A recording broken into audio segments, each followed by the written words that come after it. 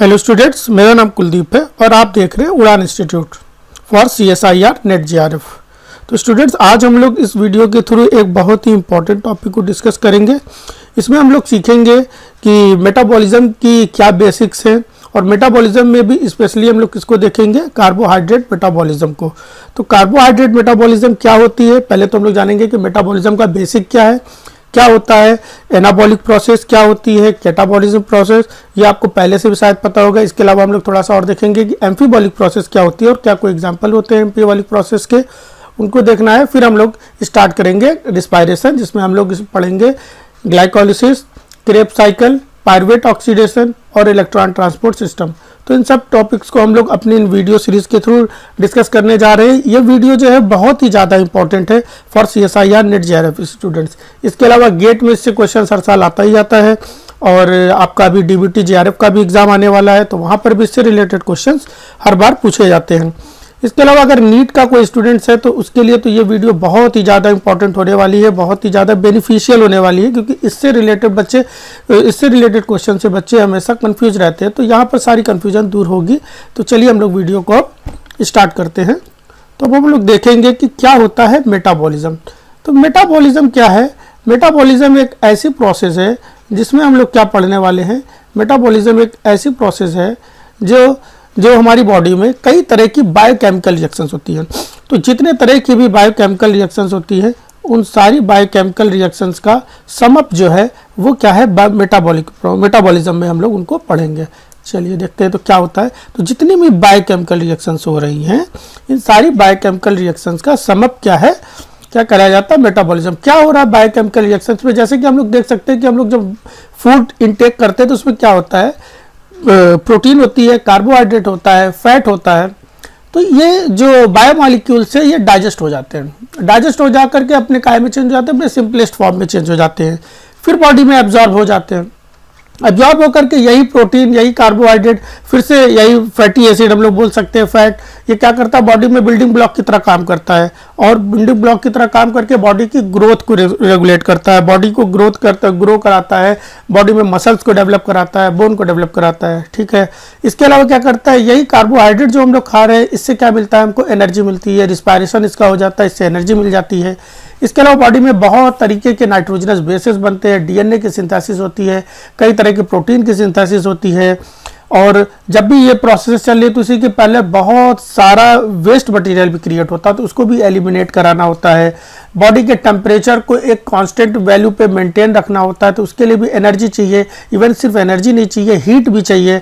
Energy किस form में चाहिए, हीट के फॉर्म में एनर्जी चाहिए, तो वो भी करना होता है। बॉडी के अंदर ऑस्मोटिक प्रेशर को मेंटेन रखना होता है। तो बहुत सारी प्रोसेसेस हैं।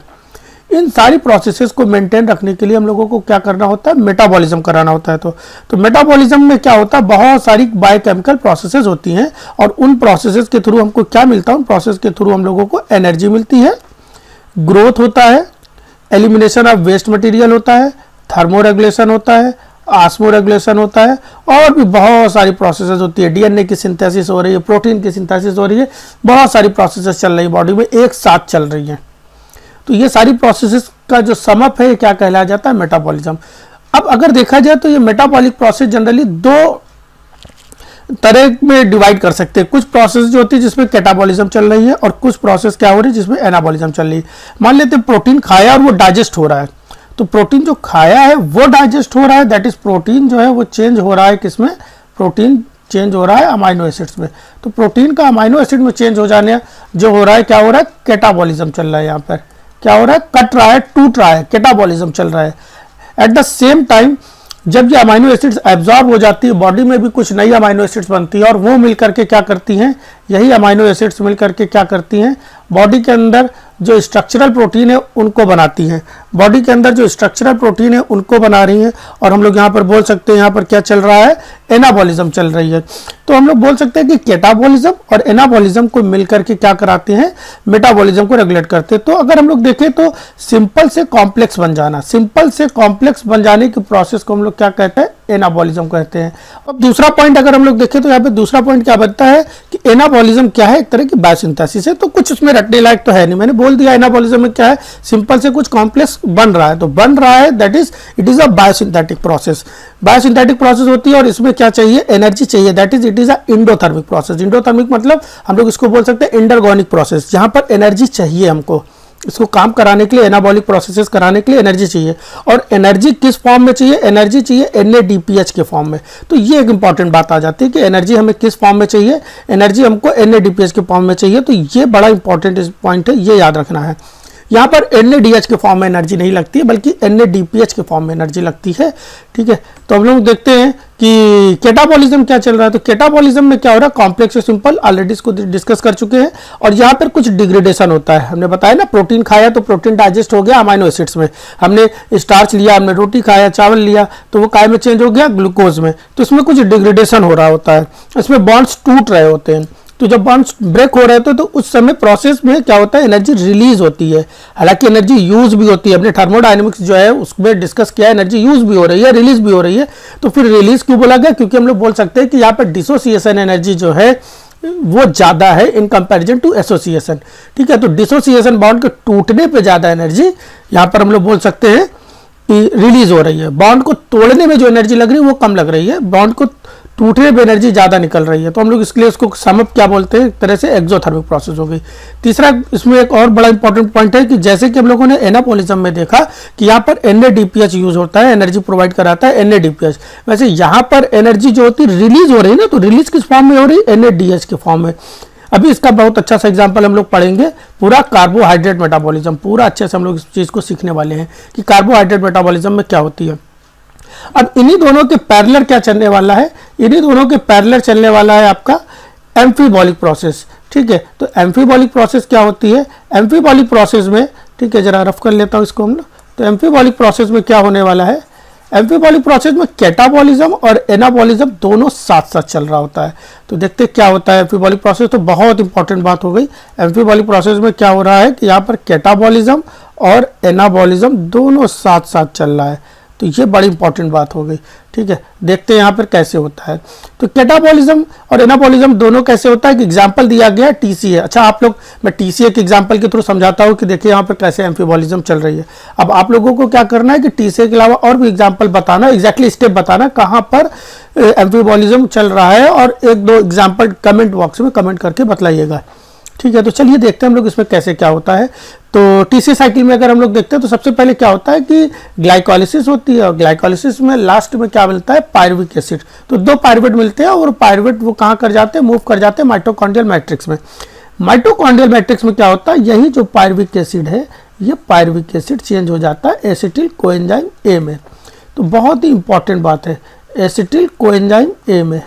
ठीक है, अब ये एसिटिल कोएंजाइम के पास कितने कार्बन है, 2 कार्बन, ध्यान रखिएगा 2 कार्बन। अब ये इंटर कर जाती है TCA में। TCA में क्या चलता है, ऑक्सैलो एसिटिक एसिड आता है, ऑक्सैलो एसिटिक एसिड आता है, और वो चेंज हो जाता है सिट्रिक एसिड में। अच्छा भाई, किस में चेंज हो रहा है वो, सिट्रिक एसिड में। तो ऑक्सैलो एसिटिक एसिड में 4 कार्बन है, कितने कार्बन है, 4, और सिट्रिक एसिड में कितने कार्बन है, 6 कार्बन है। इसका मतलब ये हो रहा है कि ऑक्सैलो एसिटिक एसिड क्या कर रही है, एसिटिल कोएंजाइम एक के साथ मिल करके, that is 2 carbon and 4 carbon get associate and leads to the formation of a 6 carbon containing species, that is citric acid. अब सिट्रिक एसिड क्या करती है, एक मल्टी स्टेप साइक्लिंग प्रोसेस कराती है। सिट्रिक एसिड हम लोग बोल सकते हैं कि 6 एकोनिटिक एसिड में चेंज होती है, 6 iso aconitic acid alpha keto glutaric acid में चेंज होती है। फिर क्या होता है आगे, हम लोग बोल सकते हैं कि सक्सिनिक एसिड में चेंज होती है, सक्सिनिल कोएंजाइम ए में, उल्टा बता दिया, सक्सिनिल कोएंजाइम ए में चेंज होती है, फिर सक्सिनिक एसिड में चेंज होती है, फ्यूमेरिक एसिड में चेंज होती है, अल्टीमेटली आकर के मैलिक एसिड में चेंज होती है, और फिर मैलिक एसिड का में चेंज हो जाता है ऑक्सैलो एसिटिक एसिड में। तो हम लोग देख रहे हैं कि 6 कार्बन वाला जो स्पीसीज है वो अल्टीमेटली चेंज हो जा रहा है 4 कार्बन वाली स्पीसीज में। तो 6 कार्बन वाली स्पीसीज काय में चेंज हो रही है, 4 कार्बन वाली स्पीसीज में, मतलब यहाँ पर 2 कार्बन जो है वो निकल जाते हैं in the form of carbon dioxide. तो यहाँ पे तो क्या हो रहा है, 6 कार्बन 4 कार्बन में चेंज हो रहा है, दैट इज यहाँ पर हम लोग बोल सकते हैं कॉम्प्लेक्स सिंपल में चेंज हो रहा है। तो कॉम्प्लेक्स सिंपल में चेंज हो रहा है, तो हम लोग बोल सकते हैं कि क्या हो गया, एक तरह का कैटाबॉलिज्म। तो यहाँ से यहाँ तक क्या चल रहा है, कैटाबॉलिक प्रोसेस चल रही है, इट इज अ कैटाबॉलिज्म। और यहाँ से यहाँ तक के क्या चल रहा है, ये एनाबॉलिज्म चल रही है। तो इस बात का आपको ज़रा ध्यान रखना है कि यहाँ से यहाँ तक क्या चल रही है, ये एनाबॉलिज्म चल रही है, यहाँ से यहाँ तक क्या चल रही है, ये कैटाबॉलिज्म चल रही है। ठीक है, तो आप लोग चाहे तो इसका स्क्रीनशॉट ले सकते हैं और हम लोग देख लिया कि देखो कैसे एनाबॉलिज्म और कैटाबॉलिज्म साथ साथ चल रही है। तो किस तरह से हम लोग टीसीए साइकिल को क्या कह देते हैं, टीसीए साइकिल को एक तरह की एम्फीबॉलिक प्रोसेस कहते हैं। तो अब आप लोग आगे आंसर दीजिएगा, नीचे कमेंट बॉक्स में बताइएगा कि क्यों और कौन कौन सी प्रोसेसेस हैं जो एम्फीबॉलिज्म शो करती हैं। चलिए अब हम लोग वीडियो को आगे मूव कराते हैं। तो आगे हम लोग जानने वाले हैं रिस्पायरेशन को। ठीक है, रिस्पायरेशन में मैंने अभी आपको प्रूफ कराया एम्फीबॉलिज्म है। ठीक है, एम्फीबॉलिक प्रोसेस होती है और ये कहाँ पे चल रही है, ये आपका चल रहा है साइटोप्लाज्म में। ये कहाँ पे प्रोसीड होती है, साइटोप्लाज्म में प्रोसीड हो रही है। पूछ रहा है माइटोकॉन्ड्रियल मैट्रिक्स, फिर माइटोकॉन्ड्रियल मेम्ब्रेन, और माइटोकॉन्ड्रियल मेम्ब्रेन में भी कहा, माइटोकॉन्ड्रियल मेम्ब्रेन में उसके इंटर मेम्ब्रेन माइटोकॉन्ड्रियल स्पेस तक। तो ये रिस्पायरेशन में होता कैसे क्या है, तो इस चीज़ को हम लोग को समझना है। रिस्पायरेशन में क्या चल रहा है कि रिस्पायरेशन प्रोसेस अगर हम लोग देखें तो साइटोप्लाज्म में, माइटोकॉन्ड्रियल मैट्रिक्स में, माइटोकॉन्ड्रियल मेम्ब्रेन में और इंटर माइटोकॉन्ड्रियल मेम्ब्रेन स्पेस में। इसमें क्या होता है, इसमें ऑक्सीडेशन कराया जाता है। किसका ऑक्सीडेशन कराया जाता है, रिस्पायरेटरी सबस्ट्रेट का। तो एक बात बहुत को ध्यान रखिएगा, रिस्पायरेशन जो होती है वो सांस लेना और सांस छोड़ना नहीं होता है, उसको ब्रीदिंग कहते हैं। ब्रीदिंग, जो ब्रीदिंग कर सकते हैं एनिमल्स, ऑर्गेनिजम्स, उनमें रिस्पायरेशन का एक स्टेप है, बाकी it is not a respiration. तो रिस्पायरेशन में क्या होता है, रिस्पायरेटरी सबस्ट्रेट का ऑक्सीडेशन होता है। और क्यों होता है, एनर्जी बनाना है। इंपॉर्टेंट क्या है, एनर्जी बनाना है। कैसे होता है, कहाँ होता है और क्यों होता है, तीनों बातें पता चल गई। ठीक है, कहाँ होता है वो साइट्स मैंने बता दी, कैसे होता है, ऑक्सीडेशन होता है, क्यों होता है, एनर्जी बनाते हैं। तो किसका ऑक्सीडेशन होता है, तो बोला जरा कार्बोहाइड्रेट का हो सकता है, फैट का हो सकता है, प्रोटीन का हो सकता है। ठीक है, और ये दो तरह से हो सकता है, या तो ऑक्सीजन की प्रेजेंस में हो सकता है या तो ऑक्सीजन की एब्सेंस में हो सकता है। तो it could be aerobic and anaerobic. ठीक है, अब एरोबिक तो हम लोग बहुत अच्छे से जानने वाले ही हैं, बहुत अच्छे से एरोबिक के बारे में जानेंगे। अभी हम लोग को जानना है कि एनएरोबिक कैसे होता है। तो एनएरोबिक बताया जा रहा है। एनएरोबिक के दो एग्जांपल हम लोग पढ़ते हैं, अल्कोहल का फर्मेंटेशन होता है, दूसरा लैक्टिक एसिड का फर्मेंटेशन होता है। एक में अल्कोहल का फर्मेंटेशन होता है, एक में लैक्टिक एसिड। मोटा मोटा अगर अंतर देखते हैं तो लैक्टिक एसिड में कार्बन डाइऑक्साइड रिलीज नहीं होती है, जबकि अल्कोहलिक फर्मेंटेशन में ग्लूकोज से 2 कार्बन डाइऑक्साइड रिलीज हो जाती हैं। बड़ा ही डिस्क्राइब्ड वे में हम लोग आगे अभी इसको सीखेंगे। ठीक है, अभी हम लोग अब शुरू करने जा रहे हैं एरोबिक रिस्पायरेशन। तो एरोबिक रिस्पायरेशन से रिलेटेड बहुत सारा क्वेश्चंस लगातार पूछा जा रहा है और पूछा जाता रहेगा। तो एरोबिक रिस्पायरेशन को अगर मोटा मोटा एक इंट्रो लेकर के हम लोग चलते हैं तो एरोबिक रिस्पायरेशन कैसे हो रहा है, तो ये ऑब्लिगेट भी हो सकता है और फैकल्टेटिव भी हो सकता है। ऑब्लिगेट भी हो सकता है और फैकल्टेटिव हो सकता है। इसका क्या मतलब हो रहा है कि ऑब्लिगेट का मतलब क्या हो रहा है, जहां पर केवल ऑक्सीजन चाहिए ही चाहिए, ऐसे ऑर्गेनिज्म जो ऑक्सीजन की प्रेजेंस में ही रह सकते हो, उनको बोलते हैं ऑब्लिगेट एरोबिक। ठीक है, या ऑब्लिगेट एरोब्स। दूसरी चीज, वैसे वो ऑर्गेनिज्म जो ऑक्सीजन के प्रेजेंस में तो अच्छा सा ग्रो करेंगे, लेकिन अगर एब्सेंस से ऑक्सीजन नहीं पाया जा रहा तो वो क्या कहलाए जाते हैं, तब भी वो ग्रो कर जा रहे हैं, तो वो है फैकल्टेटिव। अब बताओ ह्यूमन क्या है, तो ह्यूमन ऑब्लिगेट है। ह्यूमन को ऑक्सीजन चाहिए, या जितने भी हायर एनिमल्स है वो सब ऑब्लिगेट है। तो फैकल्टेटिव कौन से होते हैं, फैकल्टेटिव जनरली हम लोग बैक्टीरिया वगैरह में, माइक्रोब्स में देखने को मिलता है। कोई बात नहीं। अगर हम लोग देखते हैं कि एक रिस्पायरेशन में कितने स्टेप्स हो सकते हैं, कितने स्टेप्स होते हैं, तो एक रिस्पायरेटरी पाथवे में 4 स्टेप्स होते हैं। एक होता है आपका ग्लाइकोलिसिस, दूसरा होता है पायरुवेट ऑक्सीडेशन, तीसरा होता है क्रेब साइकिल और चौथा स्टेप आता है आपका ईटीएस। चलिए एक एक करके समझते हैं, या मोटा मोटा एक बार फ्लो चार्ट के फॉर्म में समझ लेते हैं। मान लेते हैं ग्लूकोज सेल के अंदर था, तो ग्लूकोज एक लंबे चौड़े बोल सकते हो 10 स्टेप्स होती है, 10 एंजाइमेटिक स्टेप्स के थ्रू। कितने एंजाइमेटिक स्टेप्स के थ्रू, 10 एंजाइमेटिक स्टेप्स के थ्रू ग्लूकोज चेंज हो जाता है पायरुविक एसिड में। किसमें चेंज हो जा रहा है, पायरुविक एसिड में। ये इंट्रो चल रहा है, इंट्रो बहुत इंपॉर्टेंट क्लास है ये। ठीक है, इंट्रो। और ये कहाँ हो रहा है, ये साइटोप्लाज्म में चल रहा है। कहाँ पे चल रहा है प्रोसेस, ये साइटोप्लाज्म में चल रहा है। ठीक बात है। अब ये पायरुविक एसिड मूव कर जा रही है माइटोकॉन्ड्रियल मैट्रिक्स में। पायरुविक एसिड कहाँ मूव कर रही है, माइटोकॉन्ड्रियल मैट्रिक्स में। तो पायरुविक एसिड फर्दर चेंज हो जाती है एसिटिल कोएंजाइम ए में। एसिटिल कोएंजाइम बोल सकते हो ए में। ठीक है, तो पायरुविक एसिड, अच्छा एक ग्लूकोज से कितने पायरुविक एसिड बने थे? 2। तो ये दोनों अंदर पहुंच करके कितने एसिटिल कोएंजाइम बना दे रहे हैं? 2। इस प्रोसेस में क्या होती है? इस प्रोसेस में कार्बन डाइऑक्साइड निकलती है और इस प्रोसेस को कराने के लिए एक इम्पॉर्टेंट कॉम्प्लेक्स जिसके बारे में बहुत अच्छे से पढ़ेंगे, पायरुवेट डिहाइड्रोजिनेज कॉम्प्लेक्स, जो फर्दर 3 एंजाइमेटिक यूनिट से मिलके बनती है, तो उनके बारे में जानेंगे। तो ये होता है। ठीक है, अब एसिटिल कोएंजाइम ए क्या करता है? एसिटिल कोएंजाइम ए पहुंचता है टीसीए साइकिल में, और acetyl coenzyme A TCA cycle में पहुंच करके रिलीज कर देता है क्या? देखते हैं क्या क्या रिलीज हो रहा है। NADH काहे में चेंज होता है, या चेंज नहीं बोलना चाहिए हम लोगों को, एसिटिल कोएंजाइम ए क्या होता है? कार्बन डाइऑक्साइड के फॉर्म में रिलीज हो जाता है। हाँ, अब ज़्यादा बेटर रहेगा, कार्बन डाइऑक्साइड फॉर्म में रिलीज हो जाता है। इसी के साथ साथ ये क्या कर रहा है? कार्बन डाइऑक्साइड के फॉर्म में रिलीज हो रहा है, ये क्या बना रहा है? NADH बना रहा है, और क्या बना रहा है? FADH बना रहा है, और क्या बना रहा है ये? इसके अलावा ATP बना रहा है या GTP बना रहा है, ATP या GTP बना रहा है। तो ये प्रोसेस चलती है, और ये प्रोसेस क्या, ये प्रोसेस कहाँ पे चल रही है? हम लोग बोल सकते हैं कि ये प्रोसेस यहाँ से यहाँ तक क्या कहलाई जाती है? इस प्रोसेस को कहते हैं ग्लाइकोलिसिस। ठीक है, इस प्रोसेस को बोलते हैं पायरुवेट ऑक्सीडेशन। ठीक है, और ये जो प्रोसेस हुई है यहाँ से इसका इसमें चेंज हो जाना, ये कहलाई जाती है क्रेब साइकिल। ठीक है, अब आगे देखते हैं क्या होने जा रहा है। अब ये जो मिला है, अब इसमें से ये 2 बड़े इंपॉर्टेंट है, NADH और FADH। ATP भी बड़ी इंपॉर्टेंट है, लेकिन ATP आप ये समझ सकते हो, ATP क्या है? हमारा रुपया है, ऐसे समझ सकते हैं। ATP क्या है? रुपया है। तो रुपया अगर हमको खर्च करना तो वो तुरंत खर्चा हो जाएगा, कहीं भी जाएंगे रुपए से कुछ भी ले सकते हैं। लेकिन NADH और FADH क्या है? ये रुपए नहीं है, ये गोल्ड है या सिल्वर है। अब हमें गोल्ड और सिल्वर से कुछ खरीदना है, तो पहले गोल्ड और सिल्वर को काहे में चेंज करना होगा? रुपए में। तो इसको जाना होता है बैंक के पास में। कौन सा बैंक है? बैंक का नाम है इलेक्ट्रॉन ट्रांसपोर्ट सिस्टम, ETS में, और ये इंटर करते हैं ETS में, और ETS में जा करके ये चेंज हो जाते हैं ATP में। तो मतलब ये गोल्ड और सिल्वर काहे में चेंज हो जाती है? गोल्ड और सिल्वर चेंज हो जाता है अपना फर्दर रुपया में, और इसी रुपया का यूज़ करके क्या करते हैं? एनर्जी बनाते हैं। तो रुपया जो है वो एनर्जी नहीं है, रुपए से एनर्जी बनेगी। ATP is not energy, ATP is energy rich biomolecule. Okay, तो अब हम लोग देखने वाले हैं कि ये क्या हो रहा है यहाँ पर। तो ये जो प्रोसेस चल रही है ये होती है ETS।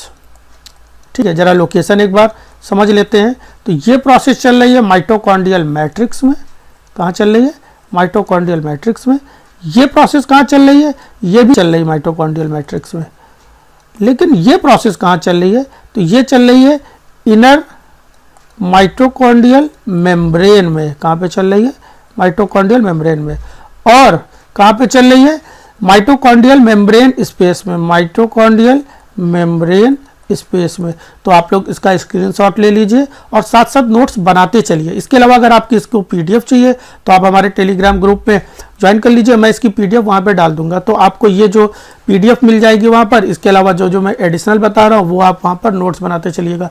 फिर धीरे धीरे हम लोग देखेंगे CSIR के एक एक क्वेश्चन सॉल्व करने वाले, प्रीवियस ईयर के जो पूछे गए हैं रिस्पायरेशन से रिलेटेड। ठीक है, और DBT के भी। चलिए देखते हैं आगे क्या होने जा रहा है। तो सॉरी,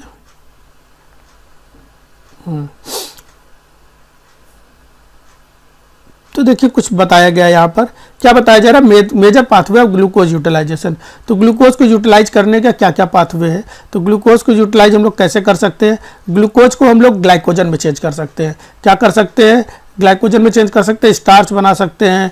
ठीक है, और ग्लाइकोजन बना सकते हैं, और क्या कर सकते हैं? सुक्रोज बना सकते हैं। प्लांट्स क्या करते हैं? सुक्रोज भी बना लेते हैं। तो ये क्या है? इसको स्टोर करने के लिए यूज़ करते हैं।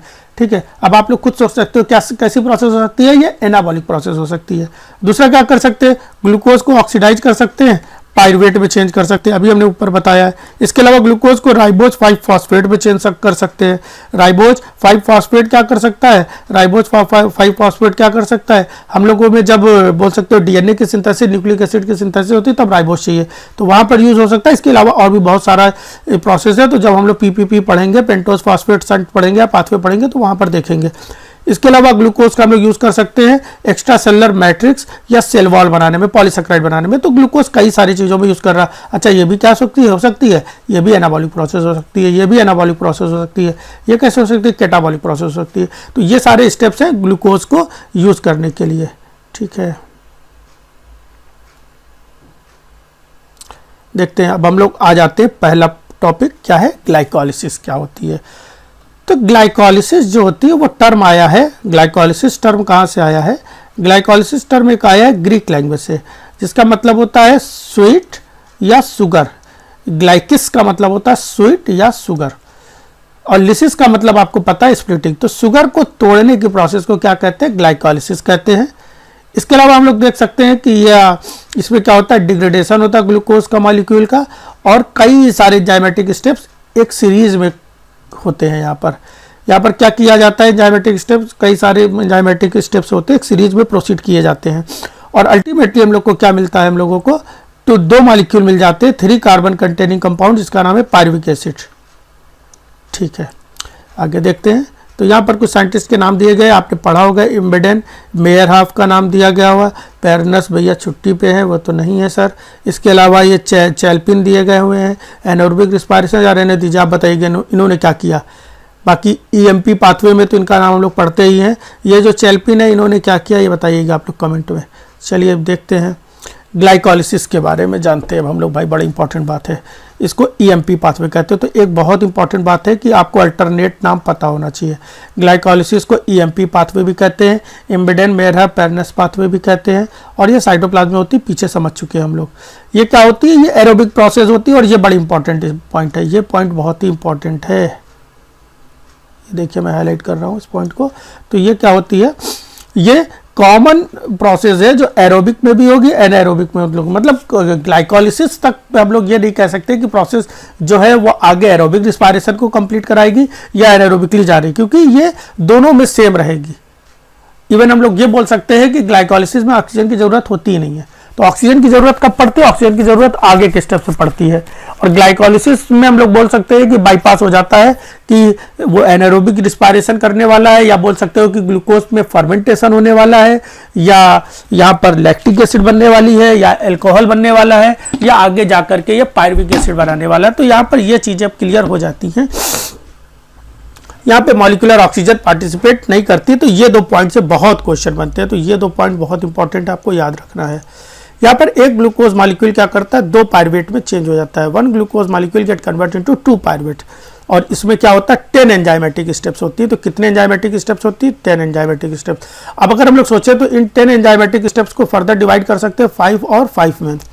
5 एंजाइमेटिक स्टेप्स जो होती है, वहां पर हम लोगों को क्या करना होता है, कुछ एनर्जी देनी पड़ती है। ग्लूकोज को तोड़ना है तो एनर्जी देनी पड़ेगी, तो देनी पड़ेगी, इसलिए इसका नाम दिया जाता है पे इन फेज। हमें कुछ एनर्जी देनी पड़ेगी, that is it is a पे इन फेज। यहाँ पर एनर्जी देनी पड़ती है, 2 एटीपी देनी पड़ती है। ठीक बात है, कितना एटीपी देनी पड़ती है, 2 एटीपी। फिर जो अगली 5 एंजाइमेटिक स्टेप्स आते हैं, उनमें क्या होता है कि एनर्जी रिलीज होती है। तो यहाँ पर जो हमने पहले पे किया है, अब उसके बदले हमें कुछ रिवार्ड मिलने वाला है। क्या रिवार्ड मिलने वाला है, 4 एटीपी मिलने वाली है। कितनी एटीपी, 4 एटीपी। और इसके अलावा गोल्ड भी मिलेगा भाई। कितना गोल्ड मिलेगा, 2 NaDH के फॉर्म में। रुपया भी मिल रहा है, सोना भी मिल रहा है, चांदी अभी नहीं मिली है ना। तो अभी देखेंगे सिल्वर कहाँ पे मिलेगी, सिल्वर आगे कहीं मिलेगी, अभी यहाँ नहीं मिलने वाली है। तो अगर हम लोग देखें तो नेट एटीपी कितनी मिलने वाली है, तो 2 तो खर्च हो गई, 2 फालतू है ना, 2 खर्च हो गई और 4 बनी है। तो बोल सकते हैं नेट एटीपी का गेन कितना हो रहा है, तो 2 एटीपी का नेट गेन यहाँ पर हो रहा है। तो नेट गेन कितना हो रहा है, नेट गेन कितना हो रहा है, नेट हो रहा है 2 एटीपी, और ये 2 NaDH हम लोग बोल सकते हैं। यहाँ पर क्या होता है, इस प्रोसेस में formation of fructose 1,6 bis phosphate. तो फ्रक्टोज 1,6 बिस फॉस्फेट होता है, जहां पर हम लोग होते हैं it is a committed step. Committed का मतलब एक ऐसा स्टेप जिससे आप बैक नहीं ले सकते हो। ठीक है, अगर आप किसी चीज को लेकर कमिटेड हो गए हो, आपने CSIR को लेकर के कमिटेड हो चुके हो, तो अब कमिटमेंट के बाद में बैक गियर नहीं लगने वाला है, तो अब आगे आपको प्रोसीड कराना ही पड़ेगा। तो ग्लाइकोलिसिस में ये फर्स्ट कमिटेड स्टेप क्या है, इससे बहुत क्वेश्चन बनता है, इसलिए मैंने अलग से पहले ही हाईलाइट करके रखा है, येलो कलर से देख रहे हैं आप लोग कि फर्स्ट कमिटेड स्टेप कौन सा है। तो ये इस पर डायरेक्ट क्वेश्चन आता है। चलिए आगे देखते हैं हम लोग।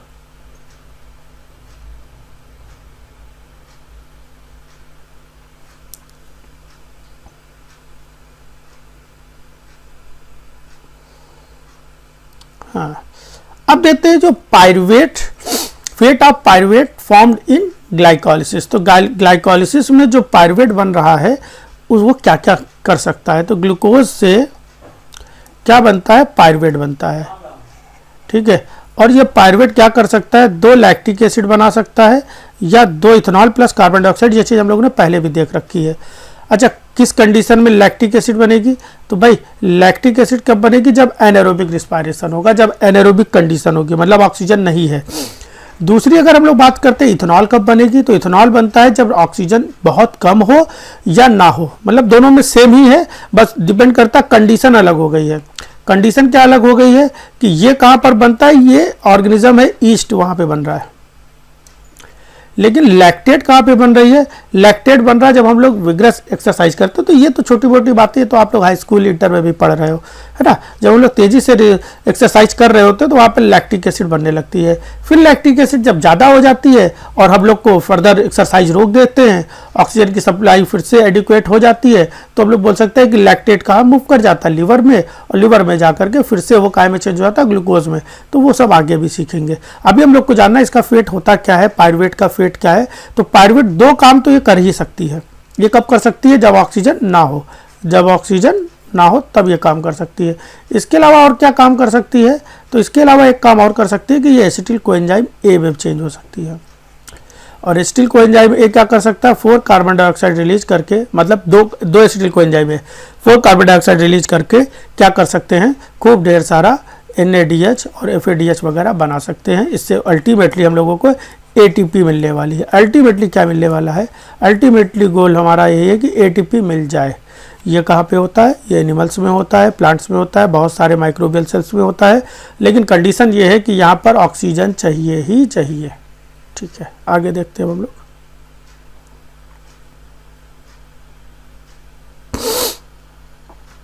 अब देखते हैं यहाँ पर कैसे क्या हो रहा है। तो देखिए थोड़ा छोटा छोटा लिखा हुआ हो सकता है, आपको ना दिख रहा हो।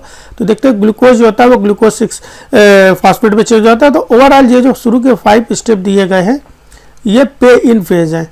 ये क्या है, आपके पे इन फेज को बतला रहे हैं।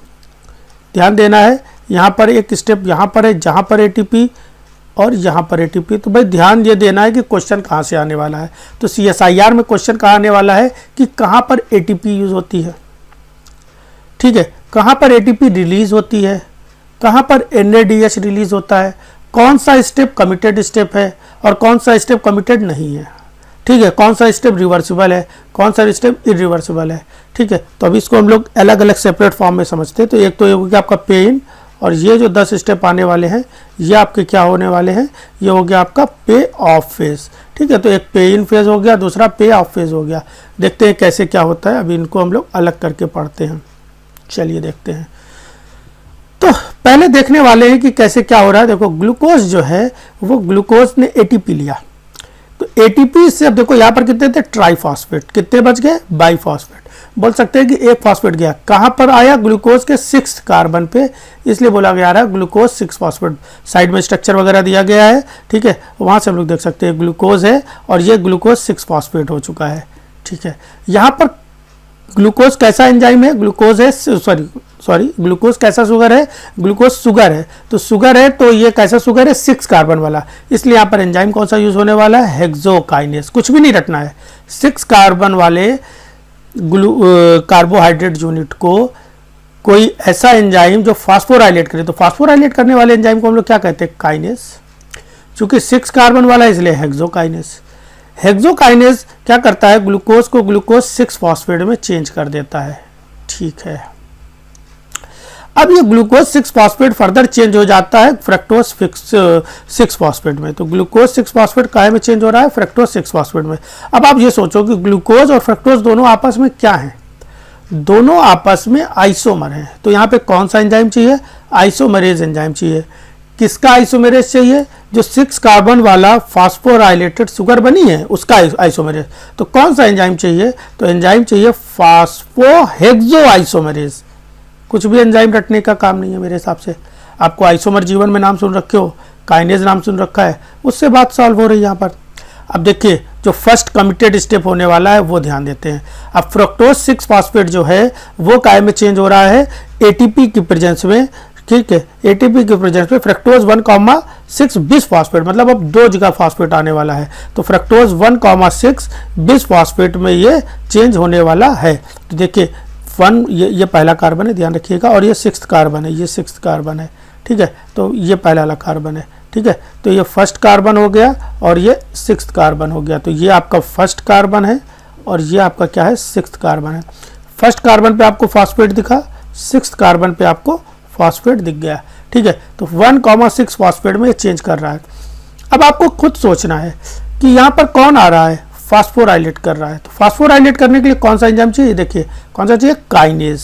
किसको फास्फोराइलेट कर रहा है, पहले तो भाई 6 कार्बन वाले ग्लूकोज को कर रहा था, ठीक है, तो इसलिए हेक्सोकाइनेज था। अब किसको कर रहा है, फ्रक्टोज को कर रहा है, लेकिन क्या ये नॉर्मल फ्रक्टोज है, नहीं, ये फास्फोराइलेटेड फ्रक्टोज, इसलिए नाम दिया गया फ्रक्टोकाइनेज। देखना रटना नहीं है कुछ भी, मेरा पढ़ाने का तरीका ये है कि रटना कम पढ़े, बहुत कम पढ़े, ठीक है, तो अब बस ध्यान देते रहिए। और अगर वीडियो ठीक लग रही है तो आप अपने जो भी जूनियर सीनियर्स हैं, कलीग्स हैं, जिनको लगता है इसकी ज़रूरत, उसे तुरंत सेंड करिए, उनको शेयर करिए, ठीक है। अच्छा, तो फ्रक्टोज 1,6 बिस फॉस्फेट तक कहानी आ गई। ध्यान, मैंने ये बात बोली थी कि 3rd स्टेप है, ये फर्स्ट कमिटेड स्टेप है। क्यों भाई ये कमिटेड क्यों है भाई, तो कमिटेड ये है कि इससे पहले वाला जो स्टेप आया था, देखिए ये स्टेप जो है, ये स्टेप ये कहीं और भी जा सकता है। ये स्टेप जो है ग्लूकोज 6 फॉस्फेट बनना, ये स्टेप जो है जरूरी नहीं यहाँ पर ग्लूकोज से ग्लूकोज 6 फॉस्फेट बन जाए, तो ज़रूरी नहीं है कि ये आगे जाके ग्लाइकोलिसिस करे ही करे। यहाँ से बाईपास भी हो सकता है, यहाँ से कहीं और भी जा सकता है, ठीक है, कहाँ और जा सकता है अभी फिर बात करेंगे, तो फिर डिस्टर्ब हो जाएगा, ऑलरेडी वीडियो बहुत लंबी हो जाएगी, ठीक है। तो अभी ये जान लीजिए कि यहाँ से वो कहीं और भी बाईपास हो सकता है, ठीक बात है। दूसरी चीज़, अब सर ये फर्स्ट स्टेप क्यों नहीं है कमिटेड, ये कमिटेड है ही नहीं, क्योंकि ये रिवर्सिबल है, ये रिवर्सिबल है भाई, ये स्टेप जो चल रहा है ना, ये आपका रिवर्सिबल है। ये फ्रक्टोज 6 फॉस्फेट से ग्लूकोज 6 फॉस्फेट आपस में रिवर्सिबल मैनर में चेंज होता रहता है, तो ये कमिटेड है नहीं। कमिटेड का मतलब ये है कि जो बात पलटे ना, अब बात कह के बार बार पलट जा रहे हो, फिर कह रहे हो, फिर पलट रहे हो, तो it is not a commitment. Commitment क्या है, जब आप पलटो ना बात से, तो पलटने के लिए क्या होगा, आपको इरिवर्सिबल स्टेप लाना पड़ेगा। तो देखिए ये इरिवर्सिबल स्टेप आया, और यहाँ तक अगर आप आ चुका है तो प्रोसेस ग्लाइकोलिसिस में जाने वाली है। बिल्कुल ध्यान से सुनिएगा, मैंने बोला है प्रोसेस ग्लाइकोलिसिस में जाने वाली है। मैंने ये नहीं बोला है कि यहाँ पर, मैंने ये नहीं बोला है कि ग्लाइकोलिसिस में जाने वाली, मैंने ये नहीं बोला है कि आगे जाके क्रेब साइकिल होगी, नहीं, ग्लाइकोलिसिस कंप्लीट होगी, क्रेब साइकिल होगी कि नहीं होगी पता नहीं, but glycolysis should be there, ठीक है। तो अब देखो ये क्या बना, फ्रक्टोज 6 फॉस्फेट जो है 1,6 फॉस्फेट जो है वो अब चेंज होने जा रहा है ग्लिसरल्डिहाइड 3 फॉस्फेट में, और उसी का एक आइसोमर है डाईहाइड्रोक्सी एसीटोन फॉस्फेट में, ठीक है। तो ग्लिसरल्डिहाइड 3 फॉस्फेट में और डाईहाइड्रोक्सी एसीटोन फॉस्फेट में बोला जा रहा है, देखो क्या लिखा हुआ, cleavage of 6 carbon, cleavage of 6 carbon sugar phosphate to the 3 carbon sugar phosphate. बड़ी इंपॉर्टेंट बात है, ये कितने कार्बन वाले हैं, 3 कार्बन वाले। अगर बड़ा अच्छे से आपको बेसिक समझना है तो कार्बन का हिसाब किताब बिल्कुल पुख्ता रखिए। 3 कार्बन, ये कितना कार्बन है, 3 कार्बन, भाई ये ट्राइओज है, या बोल सकते हो फास्फोराइलेटेड ट्राइओज है, ज़्यादा अच्छा लगेगा, ठीक है, ज़्यादा करेक्ट रहेगी बात। तो ये फास्फोराइलेटेड ट्राइओज है। अब देखो, अब खुद सोचो यहाँ पर कौन सा एंजाइम चाहिए, ठीक है, तो यहाँ पर कौन सा एंजाइम चाहिए, तो यहाँ पर एक एंजाइम चाहिए एल्डोलेस। कौन सा एंजाइम चाहिए, एल्डोलेस। और एल्डोलेस क्या करेगा, एल्डोलेस क्या करेगा, एल्डोलेस क्या करेगा, ये जो ग्लूकोज फ्रक्टोज 1,6 बिस फॉस्फेट है उसको ग्लिसरल्डिहाइड 3 फॉस्फेट में चेंज कर देंगे। तो देखिए कैसे ये चेंज होगा, ग्लिसरल्डिहाइड में एल्डिहाइड ग्रुप है और डाईहाइड्रोक्सी एसीटोन फॉस्फेट में देखिए कीटोन ग्रुप है, दिख रहा है ना आपको, ये हो गया आपका कीटोन ग्रुप। चलिए ठीक है, आगे देखते हैं हम लोग।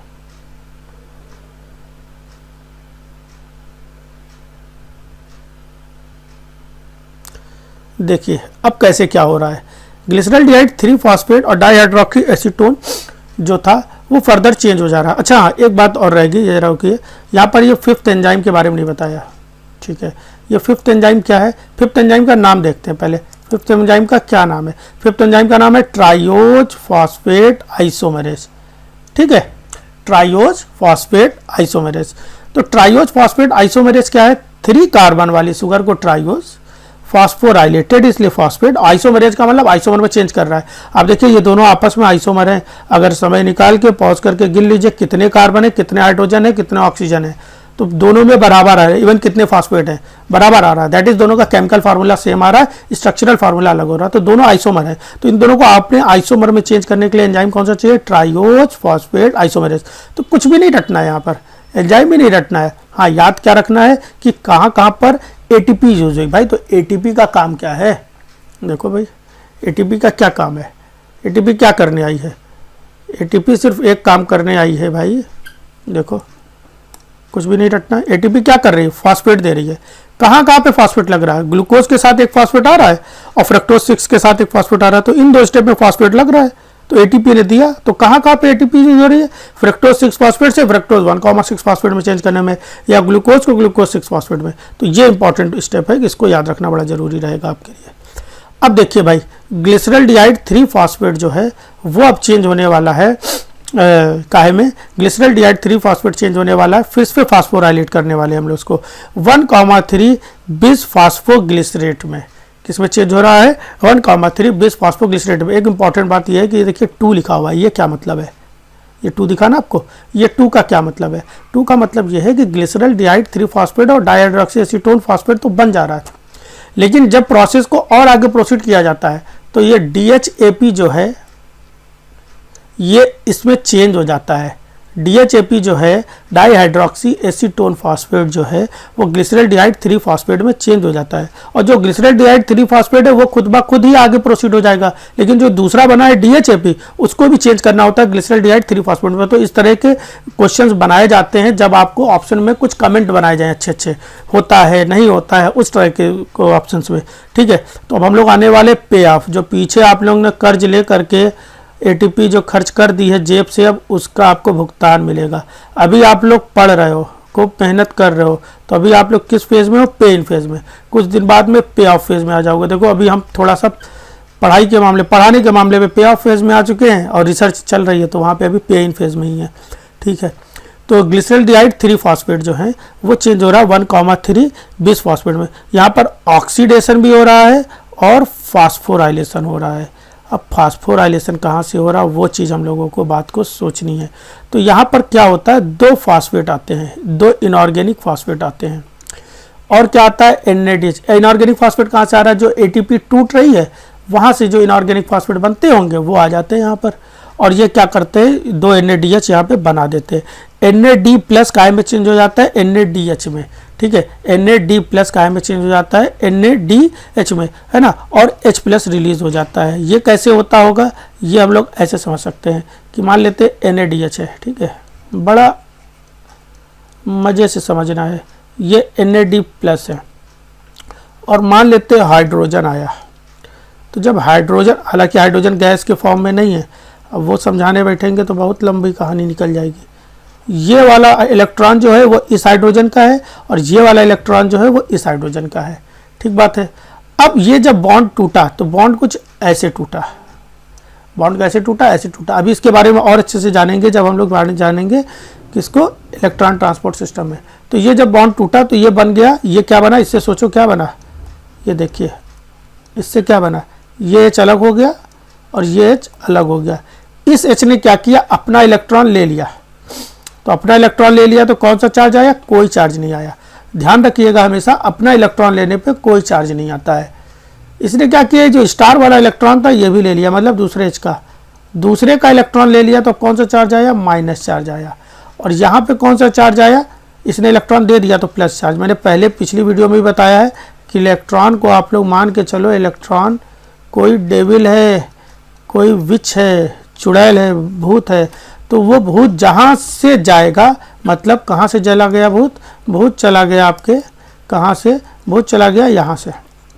और कहाँ पे चला गया? यहाँ पे चला गया। तो जहाँ से जाएगा वहाँ पे कौन सा चार्ज आ जाएगा? वहाँ पे आएगा प्लस चार्ज। और यहाँ पे जाएगा वहाँ पे कौन सा चार्ज लाएगा? Minus charge. तो ये हाइड्राइड आयन बन गया। अब हाइड्राइड आयन क्या करने वाला है? हाइड्राइड आयन देखो यहाँ पर क्या करने वाला है? हाइड्राइड आयन यहाँ से मूव करेगा इसके पास और NAD प्लस को काहे में चेंज कर देगा भैया? NAD प्लस को चेंज करने वाला है किसमें? NAD H में। तो उम्मीद है NaDH कैसे बना है ये आप बात समझ पा रहे हो। और साथ में ये H प्लस कहाँ से आया है, ये H प्लस कहाँ से आ गया भाई, ये H प्लस ये वाला है। ठीक है, चलिए देखते हैं। तो इनऑर्गेनिक फॉस्फेट से क्या हुआ, इनऑर्गेनिक फॉस्फेट से ये बिसफॉस्फोरेट। तो वीडियो लेंदी होने वाली है, मैं जब तक ग्लाइकोलिसिस कंप्लीट नहीं करूंगा तब तक की वीडियो कंप्लीट नहीं होगी। ठीक है, मेरी कोशिश ये है कि 3 से 4 वीडियो में, 5 वीडियो में पूरा रिस्पायरेशन पढ़ा दूँ। इसमें हम लोग एक एक चीज़ पढ़ेंगे। पायरुवेट का ऑक्सीडेशन कैसे होता है वो पढ़ेंगे, शटल सिस्टम के बारे में भी जानेंगे, ETS के बारे में भी जानेंगे, थर्मोजेनेसिस के बारे में भी जानेंगे। ठीक है, और एक बड़ा इंपॉर्टेंट बात है कि जैसे कि NCERT जो लोग पढ़ते हैं तो वो लोग देखते हैं कि A1 ग्लूकोज जो है कहीं पर देखते हैं 38 ATP लिखा होता है और कहीं पर 36 ATP लिखा होता है। और CSIR वालों के लिए क्या है कि कहीं पर 32 लिखा और कहीं पे 30 ATP लिखा होता है। तो ये 32 और 30 या 36 या 38 ATP का क्या खेल है, और ये क्या NCERT गलत लिख रही है या CSIR वाले कुछ गलत समझ रहे हैं बात को। तो इन सब चीज़ों को पूरी ये 5-6 वीडियोस में पढ़ेंगे और इसके बाद 1-2 वीडियोस अगर आप लोग कहेंगे तो उसके प्रीवियस ईयर के क्वेश्चंस को भी सॉल्व करेंगे। तो एक क्वेश्चन सॉल्व होने वाला है। चलिए अब आगे हम लोग बढ़ेंगे। यहाँ पर आगे जब हम लोग बढ़ते हैं तो देखते हैं कि 1,3 बिसफॉस्फोग्लिसरेट बन गए 2। 1,3 बिसफॉस्फोग्लिसरेट मतलब कितने फॉस्फेट हैं, बिस का मतलब 2।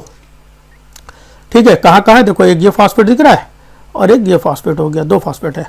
ठीक है, अब यहाँ पर क्या होने वाला है, ये 7th एंजाइमेटिक स्टेप आ रहा है और पहली किस्त मिलने वाली है ATP की। जो ऊपर 2 खर्च किए वो वापस आ जाएंगे। कैसे कि ये बिसफॉस्फेट में से, इस बिसफॉस्फेट में से क्या हो रहा है, एक फॉस्फेट जो फर्स्ट वाला फॉस्फेट था, हम लोग बोल सकते हैं कौन सा फॉस्फेट, ये वाला फॉस्फेट, ये देखिए। ठीक है, एक फॉस्फेट जो है, ठीक है, वो जाने वाला है, ये वाला फॉस्फेट, ये फॉस्फेट चला गया। ठीक है, तो कौन सा बचा, केवल तीसरे पे फॉस्फेट बचा। ठीक है, जो CSIR वाले ध्यान से पढ़ेंगे तो क्या करेंगे, वो ज़्यादा से ज़्यादा यही पूछ लेंगे कि कौन सा फॉस्फेट जाता है। पूछ ले, आपको पता चल गया कि पहले वाले कार्बन से फॉस्फेट चला जाता है, तीसरे पे रहता है। तो 3 फॉस्फोग्लिसरेट, तो कार्बन चला कहाँ गया, कहाँ चला गया, घूमने गया है क्या कहीं, नहीं घूमने तो नहीं गया होगा। तो कार्बन फिर कहाँ गया है, कार्बन चला गया है, ये देखिए, सॉरी कार्बन बोल रहा हूँ, फॉस्फेट कहाँ चला गया है, फॉस्फेट चला गया है ADP के पास। ये ADP ऊपर बन रही है, बहुत जगह पे ADP बन रही है, उस ADP को फास्फोराइलेट करा के ATP में, तो 2 ATP यहाँ पे बन चुकी हैं। ये देखिए 2 ATP बन चुकी हैं। ठीक है, ये 2 ATP यहाँ पे अगर हम लोग देखें तो ये 2 ATP बन चुकी हैं, ये देखिए। ठीक है, अभी देखते हैं कहाँ पर और ATP बनने वाली है। जहाँ पे 2 और ATP बनेंगी वहाँ पे हम लोग ध्यान देंगे। चलिए, तो 3 फॉस्फोग्लिसरेट है।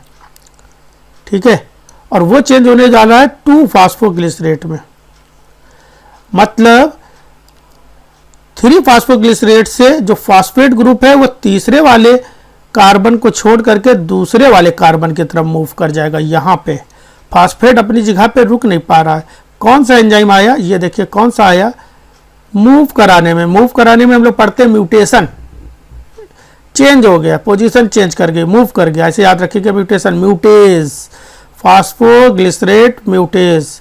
हो सकता है क्वेश्चन पूछ ले कि कौन सा एंजाइम पार्टिसिपेट करता है, तो म्यूटेज नाम से पता चल रहा है, म्यूटेज। अच्छा, ऊपर वाले एंजाइम जरा देखो कौन कौन से हैं। तो ऊपर वाले एंजाइम की अगर हम लोग बात करें तो कौन कौन सा एंजाइम है, एक है ग्लिसरॉल्डिहाइड 3 फॉस्फेट डिहाइड्रोजिनेज, नाम से पता चल रहा है। दूसरा है फॉस्फोग्लिसरेट काइनेस, ये भी नाम से पता चल रहा है। तो ये दोनों नाम से पता चल रहे हैं, इसमें ज़्यादा टेंशन नहीं लेना है। ठीक है, चलिए देखते हैं आगे। अब 2 फॉस्फोग्लिसरेट जो है, जो 2 बन चुके हैं, 2 मॉलिक्यूल है। अच्छा, जरा कार्बन का हिसाब लगाओ, तो यहाँ से यहाँ तक सब कहीं अभी तक तो 3 कार्बन चल रहे हैं। ठीक है, 3 कार्बन और 2 हैं, सबके सब कितने बन रहे हैं, 2-2 मॉलिक्यूल, तो 2 हैं। तो अगर हम लोग मल्टीप्लाई कर देते हैं 2 से मल्टीप्लाई कर देते हैं तो अभी 6 के 6 कार्बन हम लोगों के वैसे ही बने हुए हैं, कोई दिक्कत नहीं है। अब 2 फॉस्फोग्लिसरेट जो है वो चेंज हो रहा है फॉस्फोइनॉल पायरुवेट में, PEP में। कहाँ में चेंज हो रहा है, PEP में। ठीक है, फॉस्फोइनॉल पायरुवेट में। ये भी प्रोसेस रिवर्सिबल है, फॉस्फोइनॉल पायरुवेट में चेंज हो रहा है। ठीक है, फॉस्फोइनॉल पायरुवेट में चेंज हो रहा है 2, और यहाँ पर क्या बन जाता है, इन और ऑल, ये चेंज होता रहता है। ये हाइड्रोलिसिस अगर हम लोग देखें तो इन और ऑल आइसोमेराइज करके चेंज होते रहते हैं। ठीक है, इन जो होता है वो ऑल में लगातार चेंज होता रहता है, तो इन ऑल करता रहता है, अपने आइसोमर में चेंज होता है, इसलिए बोलते हैं फॉस्फोइनॉल पायरुवेट। ठीक है, क्या बोलना है इसको, फॉस्फोइनॉल पायरुवेट के रूप में ये चेंज होता रहता है। ठीक है, आगे देखते हैं हम लोग, इसमें क्या होता है, अल्टीमेटली हम लोगों को क्या मिला, 2 पायरुवेट मिले। ठीक है। और इस स्टेप में भी देखिए जरा, इस स्टेप में क्या मिल रहा है हम लोगों को, 2 ATP मिल रहा है। तो 2 ATP यहाँ मिल रहा है और 2 ATP ऊपर मिल रहा है, ठीक है। अब जरा हम लोग इस जो पहली एक वीडियो देखी थी हम लोगों ने पूरी कंप्लीट ग्लाइकोलिसिस की, वो हम लोग अब जरा देखने जा रहे हैं कि वहाँ पर कैसे क्या आया था। ये देखिए भाई, अब जरा इस फोटो को जो भी दिख रहा है, जितना मैं दिखाऊंगा वही इंपॉर्टेंट है। हो सकता है इतना अच्छा विजुअल ना हो, लेकिन जितना बता रहा हूँ वो देखिए। 1 ATP यहाँ खर्च हुई, 1 ATP यहाँ पे खर्च हुई, बोलिए भाई, ठीक है। इसके अलावा ATP बनी कहाँ पे, यहाँ पे बनी, और कहाँ पे बनी, यहाँ पे बनी। कुछ सब में कॉमन दिख रहा है, ध्यान से देखिए, कुछ कॉमन दिख रहा है, क्या दिख रहा है, जरा एरो पे ध्यान दीजिए। एक एरो ये है, यहाँ पे एरो ये है, यहाँ का एरो ये है। क्या सारे के सारे एरो जहाँ पे ATP बन रही हो या खर्च हो रही हो, क्या के सारे एरो कैसे हैं, रिवर्सिबल हैं? नहीं, सारे के सारे एरो कहाँ पे, इरिवर्सिबल। तो ATP बनती कहाँ पे है और निकलती कहाँ पे है, दोनों स्टेप्स कैसे हैं, इरिवर्सिबल हैं। दोनों तरह की प्रोसेस कैसी हैं, इरिवर्सिबल हैं। ऐसे ही आप लोग यहाँ पर देख सकते हो कि ATP कहाँ पे बन रही हो, कहाँ पे निकल रही, इससे क्वेश्चंस डायरेक्ट बनते हैं। इसलिए आप लोग ध्यान दीजिएगा कि इरिवर्सिबल स्टेप्स में ATP बन रही है। इसके अलावा क्या कोई ऐसा भी इरिवर्सिबल स्टेप है जहाँ पर प्रोसेस तो इरिवर्सिबल हो लेकिन ATP ना बन रही हो, जरा ढूंढो भाई, ढूंढो, नहीं मिल रहा है।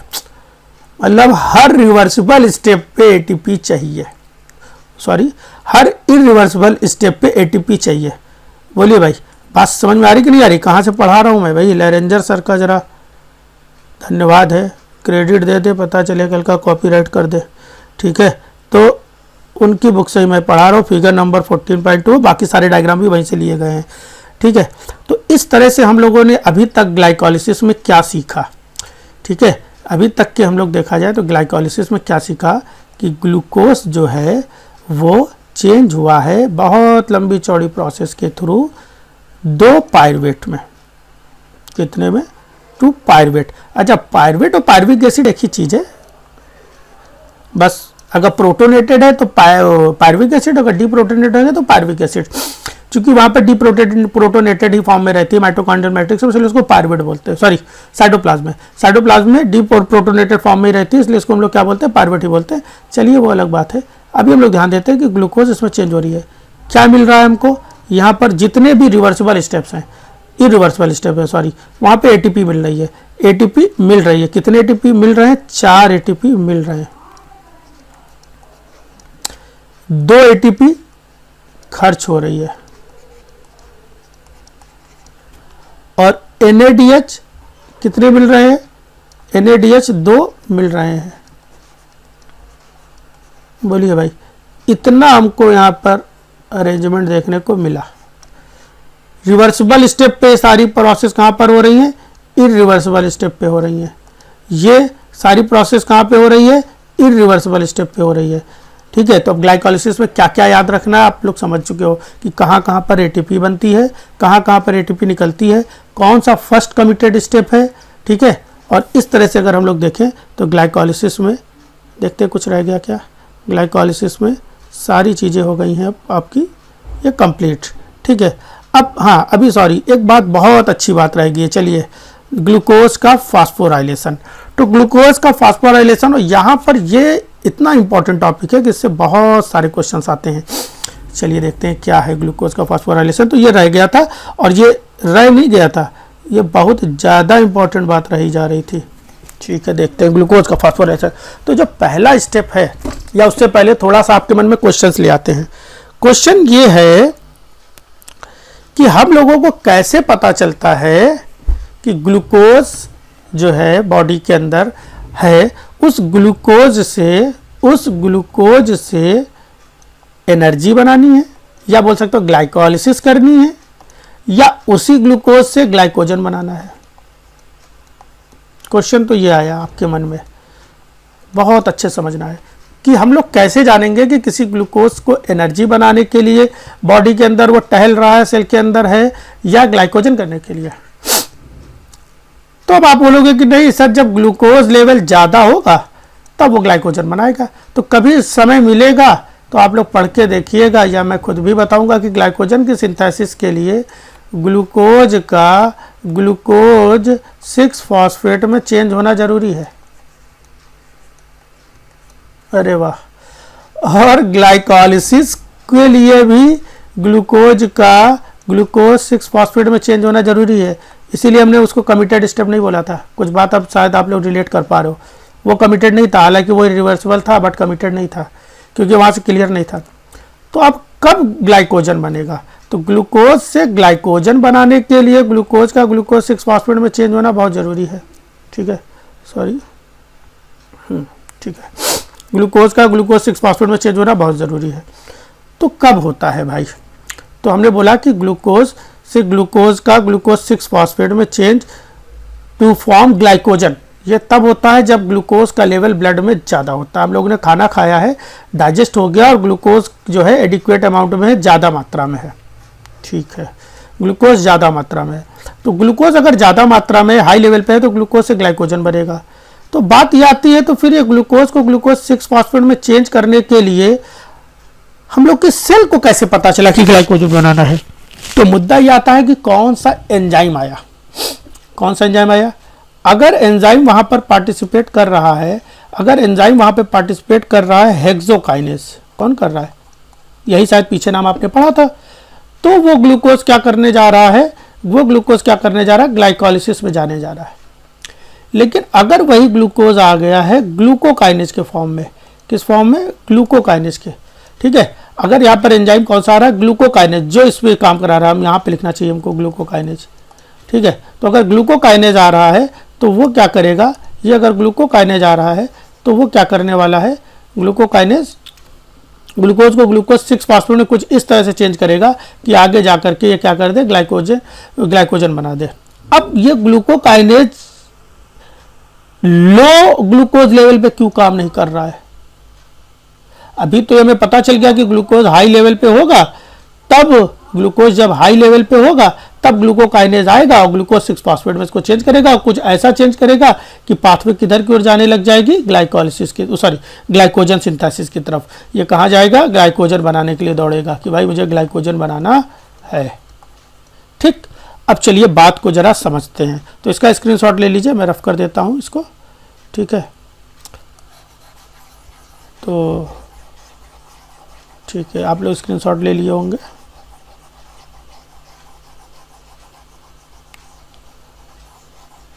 ठीक है, देखते हैं, बहुत इंपॉर्टेंट बात है, शुरू करते हैं।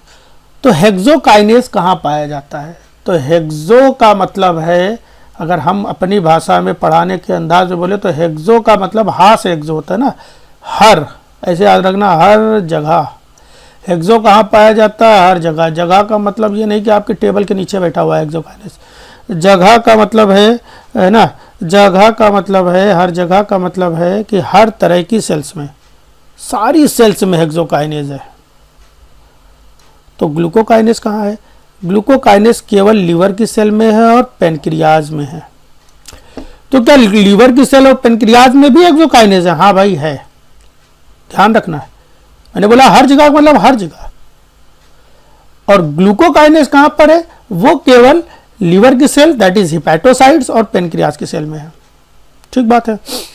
अब देखना, ये बड़ा इंपॉर्टेंट पॉइंट है कि हेक्सोकाइनेज जो है वो वेरी लो केएम, हेक्सोकाइनेज का बहुत ही कम केएम है। केएम का मतलब क्या होता है? आपने कभी जीवन में पढ़ा होगा, माइकलिस मेंटन कांस्टेंट में आपने पढ़ा होगा केएम वैल्यू। केएम क्या होती है? केएम अगर आपने कभी पढ़ा है, या मैंने पूरा बायोकेमिस्ट्री में, एंजाइमेटिक बायोकेमिस्ट्री में अच्छे से समझाया है, तो अगर बहुत ज़्यादा जानना है तो वहाँ पे पढ़ो। फिलहाल अभी मैं बता दे रहा हूँ केएम क्या होता है। केएम सबस्ट्रेट की कंसंट्रेशन है।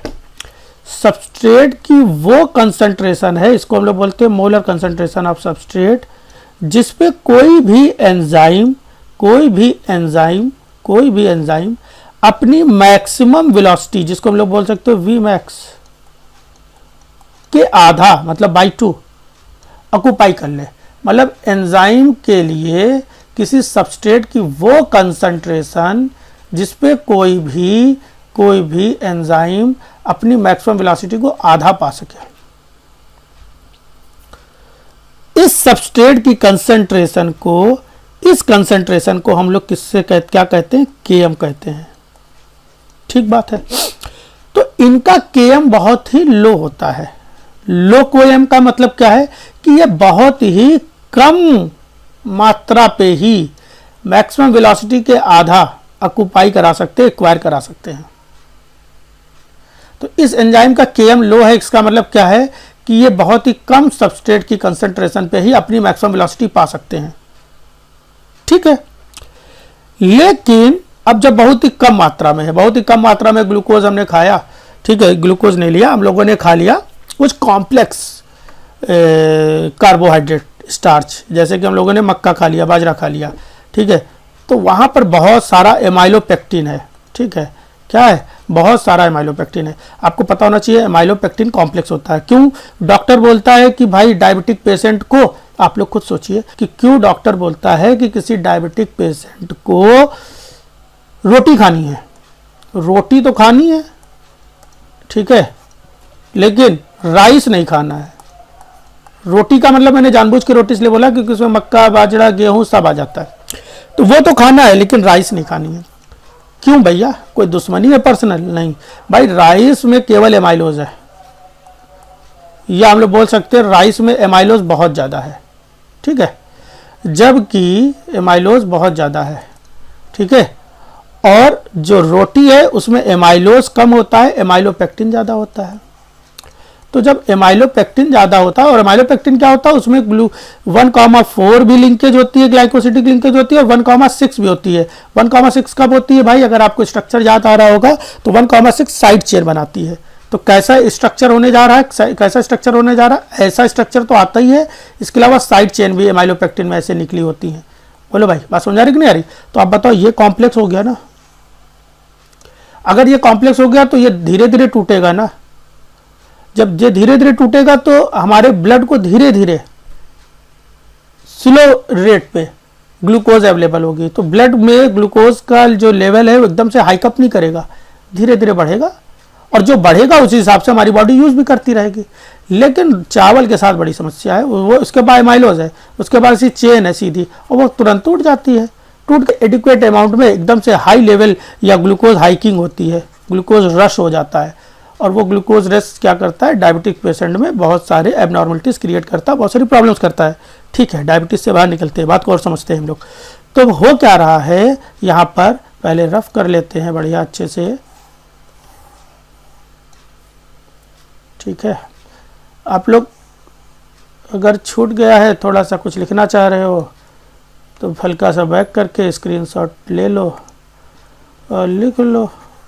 हम लोग अब आगे का ज्ञान लेने जा रहे हैं, बहुत इंपॉर्टेंट यहाँ पर कॉन्सेप्ट चल रहा है भाई, देखते हैं। तो हम लोगों ने क्या बात कही? हम लोगों ने बात कही है,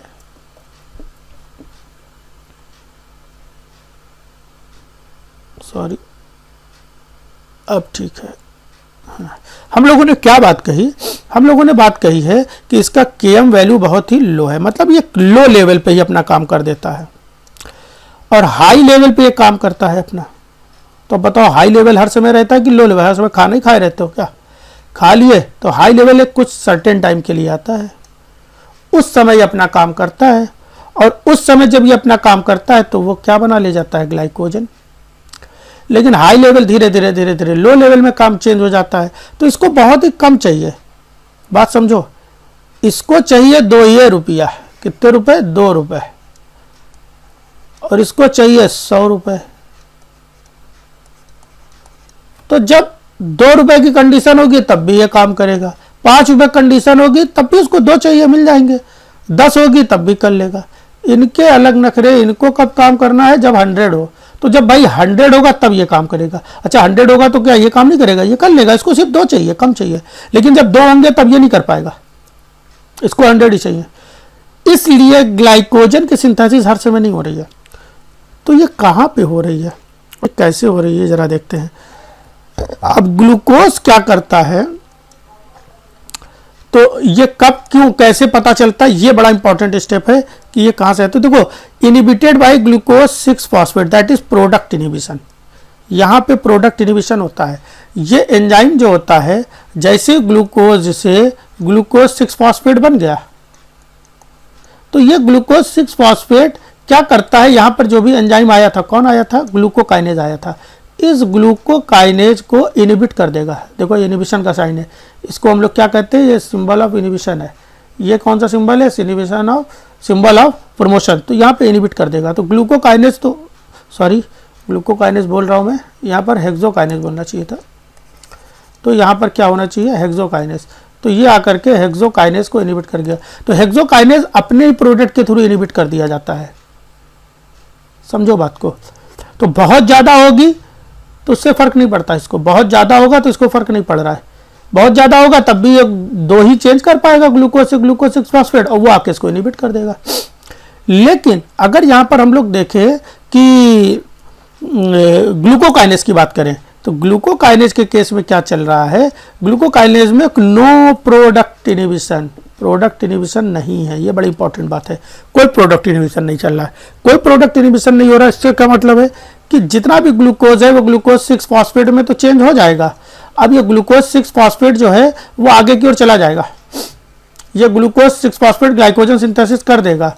और अगर वहां पर हेक्सोकाइनेज है, सॉरी ग्लूकोकाइनेज है, तो दूसरे को चेंज कर देगा। मतलब यहाँ पे ग्लूकोज से ग्लूकोज 6 फॉस्फेट जो चेंज हो रहा है, ग्लूकोज 6 फॉस्फेट जो चेंज हो रहा है वो ग्लूकोकाइनेज को इनिबिट नहीं कर पा रहा है, ठीक है। इसलिए यहाँ पर प्रोडक्ट इनिबिशन नहीं देखने को मिल रहा है। तो यहाँ पे इनिबिशन फिर किससे हो रहा है, यहाँ पे इनिबिशन इसका सबस्ट्रेट करेगा। कैसे इनिबिशन करेगा, सबस्ट्रेट जब ज्यादा होगा तभी काम करेगा, कम होगा तो काम नहीं कर पा रहा बेचारा। ये इस तरह से इनिबिशन चल रहा है, इसका प्रोडक्ट इनिबिट नहीं कर रहा है, ठीक है। ऐसे बोल सकते हो, अगर थोड़ा सा ब्रॉड सोच रहे हो तो ऐसे सोच सकते हो कि ग्लूकोकाइनेज में सबस्ट्रेट इनिबिशन चल रहा है ना। ऐसा एग्जैक्टली लिखा नहीं है लेकिन आप बोल सकते हो इस चीज को, प्रोडक्ट इनिबिशन नहीं चल रहा है। जबकि हेक्सोकाइनेज में क्या चल रहा है, सबस्ट्रेट इनिबिट नहीं कर रहा। सबस्ट्रेट से कोई मतलब नहीं है, सबस्ट्रेट थोड़ा भी है तब भी ये काम चला लेता है। लेकिन जैसे इसने अपना काम कर दिया, अब जब तक कि वो आगे नहीं जाएगा, ये अब ये आगे का काम नहीं कर पाएगा, तब तक कि यहाँ पर जो एंजाइम है वो अपना आगे का काम नहीं कर पाएगा, ये रोक देगा। ये नहीं कि ग्लूकोज को ग्लूकोज 6 फॉस्फेट तोड़े पड़े ना, ये आगे की ओर कहाँ नहीं जाएगी, ठीक है। और ये स्टेप हमें ज़्यादातर आगे काम आने वाला है कि ज़्यादातर हर कहीं पर इसी के थ्रू रेगुलेशन चलेगा। ये कैन फास्फोराइलेट ग्लूकोज, मैनोज और गैलेक्टोज, ये तीनों को फास्फोराइलेट कर सकता है। तीनों 6 कार्बन वाले हैं, सब भाई भाई हैं, एक ही परिवार के हैं सब, और ये केवल ग्लूकोज के लिए है। तो उम्मीद है आपको बात बहुत अच्छे से समझ में आ गई होगी। आप लोग साथ साथ नोट्स बनाते चलिए, और अगर आपके कोई जानने वाला है जिसको आपको लग रहा है ठीक ठाक है कंटेंट, तो आप उनको शेयर करिए। मैं पूरा कंटेंट अब खत्म करूंगा, बहुत दिनों से वीडियो नहीं बनाई थी, ठीक है, लगभग 1 साल से। तो थोड़ा सा हमें लग रहा बर्डन थोड़ा सा कम हुआ है, तो थोड़ा वीडियोस रेगुलर वे में आती रहेंगी, ठीक है। चलिए, और इम्पॉर्टेंट बात यह है कि क्वेश्चन सॉल्व होने चाहिए, तो क्वेश्चन भी सॉल्व होंगे। अब ग्लाइकोलिसिस को रेगुलेट कैसे किया जाए, क्वेश्चन यहाँ पे बनता है CSIR से, ठीक है। तो अगर अभी तक देखा जाए तो CSIR में कहाँ से क्वेश्चन बनते हैं, तो अगर हम लोग यहाँ पर अगर एक बात सोचते हैं कि CSIR में कहाँ से क्वेश्चन बनते हैं, तो CSIR में क्वेश्चन बनते हैं आपके, एक तो जो स्टेप्स है रिवर्सिबल है या इरिवर्सिबल है, एक तो वहाँ से क्वेश्चन बन जाते हैं। दूसरा क्वेश्चन कहाँ से बन जाता है आपका, दूसरा क्वेश्चन आपका बन जाता है कि ये जो हमने अभी 2 एंजाइम्स के बारे में बात करी, वो कि कहाँ पर ATP बनता है, वहाँ से क्वेश्चन बनता है। कहाँ पे ATP रिलीज होता है, वहाँ से क्वेश्चन बनता है। कौन 2 स्टेप्स के बीच में NADH बनता है, वहाँ से भी क्वेश्चन बन जाता है। नेट गेन क्या हो रहा है, वहाँ से भी क्वेश्चन बन जाता है। और उन सब के बाद में जो CSIR लेवल पे क्वेश्चन देखे जाएँ कि अब कहाँ से क्वेश्चन बनने वाले हैं, तो वो क्वेश्चन बनने वाले हैं कि ग्लाइकोलिसिस को रेगुलेट कैसे किया जाए, कब ग्लाइकोलिसिस होनी है, कब नहीं होनी है। तो यहाँ पर रेगुलेटरी एंजाइम 3 है, जरा नाम ध्यान से सुन लीजिए, अभी फिर से ऊपर एक बार हम लोग को भागना है। एक है आपका हेक्सोकाइनेज, एक है फास्फोफ्रक्टोकाइनेज, और तीसरा है आपको पाइरुवेट काइनेज। तीनों नाम आप याद रख लीजिए। चलिए ऊपर आप लोग खुद रिलेट कराइएगा कि क्या है रिलेशन, ठीक है। जैसे हम लोगों ने ATP वाला रिलेशन देखा था, वैसे आप लोग रिलेशन देखिएगा खुद से, थोड़ा खुद से भी सीखिए बातों को। देखिए लिखा हुआ तीनों क्या करते हैं, तीनों की खासियत यह है कि तीनों इरिवर्सिबल स्टेप को करते हैं। तो देखिए लिखा ही है, आपका काम बच गया, ठीक है। तो तीनों क्या करने वाले, इरिवर्सिबल स्टेप कराते हैं। इरिवर्सिबल स्टेप ही कैसे है, रेगुलेटरी है ना। तो रेगुलेटरी बात क्या होती है, जो आप जैसे कि जो चीज आप तोड़, मान लेते कोई चीज आप हवा में उछाले तो टूट गया, तो टूटने के बाद वो इरिवर्सिबल है ना। जब तक मान लेते मटका उठाए हो मिट्टी का, वो उछाल उछाल के खेल रहे हो, ठीक है, और खेल रहे हो तो जब हाथ में आया उछाल दिया, हाथ में आया उछाल दिया, ये रिवर्सिबल चल रहा था, ऊपर जा रहा मटका नीचे आ रहा, लेकिन वो एकदम से छूट के गिर गया नीचे। अब क्या वो ऊपर जा पाएगा? नहीं, यहाँ से इरिवर्सिबल हो गया। इसने अब रेगुलेट कर दिया प्रोसेस कि अब रेगुलेट क्या कर दिया, अब उछलने वाला स्टेप खत्म, अब इसको आप बीन करके फेंक के आओ, अगला स्टेप पे आओ। तो रेगुलेटरी स्टेप्स कौन से हैं? इरिवर्सिबल है, ठीक है। अब ध्यान देना, एक बात आगे भी काम आने वाली है, यहां भी काम आएगी कि जनरली प्रोडक्ट इनहिबिशन, कोई चीज आप क्यों कर रहे हो, ठीक है, कोई भी चीज आप क्यों कर रहे हो, ये ध्यान इसलिए इस तरह से आपको रखना है कि कोई चीज आप क्यों कर रहे हो। जैसे ग्लाइकोलिसिस क्यों कर रहे हो? एटीपी बनाने के लिए, एनएडीएच बनाने के लिए, या पहले स्टेप सोच लो, या ग्लाइकोलिसिस में पहला स्टेप हमने बोला कि हेक्सोकाइनेज आया, तो हेक्सोकाइनेज से पूछा, हाँ भाई क्या कर रहे हो? बोला कि भाई मैं ग्लूकोज को ग्लूकोज 6 फास्फेट में चेंज कर रहा हूँ। तो बोला क्यों कर रहे हो भाई? ग्लूकोज 6 फास्फेट तो पहले से ही है। मतलब जो प्रोडक्ट है वो अपनी एंजाइम को इनहिबिट करता है, जनरली हर कहीं मिलेगा। या जो अल्टीमेट गोल है उस एंजाइम का, अल्टीमेट गोल क्या है कि वो एटीपी बनाने में, एनएडीएच बनाने में एक अपना रोल दिखा रहे हैं कि ये देखो मैंने भी कंट्रीब्यूट किया। लेकिन जब वो बहुत सारा हो तो क्यों बनाना, इस चीज को ध्यान रखना है, जब आगे काम आएगी, ठीक है। और ये मैं इसलिए बोल रहा हूँ क्योंकि रटना ना पड़े, बच्चे रटते रहते हैं कि ग्लूकोज 6 फास्फेट इनहिबिटर है हेक्सोकाइनेज का। अरे भाई ग्लूकोज 6 हेक्सोकाइनेज का काम ही है ग्लूकोज 6 फास्फेट बनाना, और जब वो पहले से ही है तो यहाँ पर क्या करेगा, ये इनहिबिट करेगा। तो एक तो हेक्सोकाइनेज को ये इनहिबिट कर रहा है, ठीक है। इसके अलावा फास्फोफ्रक्टोकाइनेज 1 को एटीपी इनहिबिट कर रही है। अब क्वेश्चन ये आ जाएगा सर कि ये एटीपी ने इसको क्यों नहीं इनहिबिट किया? तो भाई एटीपी ने इसलिए किया क्योंकि ये क्लियर नहीं है कि हेक्सोकाइनेज जो बना है, सॉरी हेक्सोकाइनेज जो ग्लूकोज 6 फास्फेट बनाए वो आगे जाके एटीपी ही बनाए। और भी पाथवे हैं, बोलो, और भी पाथवे है ना, बात समझ आ रही है? तो और भी अगर पाथवे हैं तो वो कुछ और भी कर सकती है, जरूरी थोड़ी नहीं कि एटीपी बनाए। लेकिन फास्फोफ्रक्टोकाइनेज जो है 1, उसने क्या कर दिया, वो कमिटेड स्टेप है, वो बता दिया कि आपको एटीपी बनानी है, ग्लाइकोलिसिस करनी है, और भी कुछ कर सकता है और कुछ नहीं, उसको ग्लाइकोलिसिस कंप्लीट करानी है। मान लीजिए आगे जाकर के एनारोबिक रिस्पायरेशन ही होगा, कोई बात नहीं है, उन स्टेप्स में तो एटीपी बनानी है, तो एटीपी रोकेगा, सिट्रेट रोकेगा। सिट्रेट कैसे रोकेगा? सिट्रेट आगे की बात है, पीछे वाले जो भी हैं वो नहीं रोक पाएंगे। मान लेते रेलगाड़ी चल रही है तो आगे की ओर भाग रही है, और ये जो आगे के स्टेप्स हैं ये पीछे वाले को रोक सकते हैं, इसको ये रोक सकते हैं, यहाँ पे जो मिल रहा है ये नहीं रोकेंगे। बस ये याद रखना मोटा मोटा, ठीक है, कुछ भी नहीं रटना पड़ेगा, ये सब है ना। ग्लाइकोलिसिस जो है 4-5 बार बना लेना है, ऐसे गंदा गंदा लिख लेना रफ पे और बना लेना इसको, ठीक है। फैटी एसिड भी इनहिबिट करते हैं, क्योंकि फैटी एसिड जो है वो रिएक्टेंट है आपका किसका, टीसीए साइकिल का।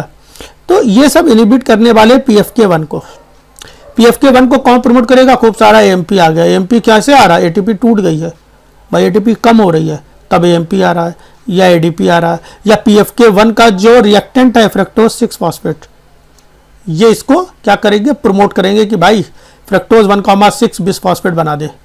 तो ये प्रमोटर हैं इसके। चलिए दूसरा देखते हैं अब हम लोग। दूसरा क्या है? Pyruvate kinase. तो पायरुवेट काइनेस को कौन प्रमोट करेगा? खुद सोचो, वही कहानी, एएमपी, एडीपी, और इसका जो रिएक्टेंट है फ्रक्टोज 1,6 बिस फास्फेट, ये इसका रिएक्टेंट है, तो ये बना देगा। बोलो, सबस्ट्रेट बोलना चाहिए, रिएक्टेंट नहीं बोलना चाहिए, थोड़ा और सब में बात करेंगे हम लोग, है ना, सबस्ट्रेट। और इनहिबिट कौन कर रहा है भाई? एडिक्वेट अमाउंट में एटीपी है तो क्यों बनाना, एसिटिल को एंजाइम इनको आगे जाके बनाना है तो क्यों बनाना, एलेनिन है, एलेनिन, हाँ ये याद रखना है, एलेनिन याद रखना थोड़ा सा कि एलेनिन भी इसको इनहिबिट करता है, और फैटी एसिड। अब नोट लग गई है भाई, नोट की बात आ गई तो नोट तो बहुत ध्यान से देखना है हम लोग को। नोट ये है कि ATP inhibit PFK one PK but not HK. ये मैंने ऊपर भी बताया क्यों नहीं करता है, क्योंकि एचके क्लियर नहीं कर रहा है कि हमको जाना कहाँ है। एचके ने काम तो कर दिया लेकिन वो ये नहीं बता रहा वो किसके लिए काम कर रहा है। ये काम तो कर रहा है, इसको यही नहीं पता है कि इसका सरदार कौन है, ये किस गैंग किस कबीले के लिए काम कर रहा है भाई, है ना। तो इसको ये नहीं, बड़ा कंफ्यूज है। तो ये एटीपी इसको इनहिबिट कर रहा है, क्योंकि एटीपी के लिए हो सकता है काम ही ना कर रहा हो या कुछ और काम कर रहा हो, किसी और पाथ पे जा रहा हो, ठीक है। तो उम्मीद है रेगुलेशन आपको समझ में आ गया होगा। चलिए ठीक। ठीक है। तो इस तरह से हम लोगों ने इन चीज़ों को समझ लिया है। आगे अब हम लोग नेक्स्ट क्लास में पढ़ने वाले हैं या पढ़ेंगे पायरुवेट ऑक्सीडेशन के बारे में, कि हम लोगों को ग्लूकोज से जो पायरुविक एसिड मिल चुकी हैं वो पायरुविक एसिड माइटोकॉन्ड्रियल मैट्रिक्स में पहुंच जाएंगी और वहाँ पे जाके ऑक्सीडाइज होंगी। तो वहाँ पे कैसे क्या होगा ये सब हम लोग नेक्स्ट वीडियो में देखेंगे। अगर आपको वीडियो समझ में आती है तो आप लोग क्या करेंगे कि अपने जो भी सीनियर से जूनियर से जो भी रिलेटेबल बोल सकते हो ऑडियंस है उनको आप प्लीज़ शेयर करिए, सब्सक्राइब करिए, ठीक है। और अगर आप लखनऊ या आसपास के एरिया में रहते हैं और आपको अगर ऑफलाइन अभी पढ़ना है तो ऑफलाइन के लिए आप नीचे जो कॉन्टैक्ट नंबर दिए गए हैं आप इन पर कॉल कर सकते हैं। तो अभी ऑफलाइन बैचेस चल रहे हैं जहाँ पर हम लोग पूरी 11 की 11 यूनिट या बोल सकते हो कंप्लीट कोर्स पढ़ाते हैं। तो वहाँ पर आप आकर के उसको ज्वाइन भी कर सकते हो बहुत ही कम फीस पे, ठीक है। बाकी ऑनलाइन बैच भी हम लोगों ने सोच रखा है, तो ऑनलाइन बैच हम लोग स्टार्ट करने वाले हैं। अभी ये एग्ज़ाम CSIR का एग्ज़ाम हो जाएगा, इसके बाद नेक्स्ट जो दिसंबर वाला आएगा उसके लिए स्टार्ट करेंगे, ठीक है। तब तक के लिए बाय बाय, थैंक यू।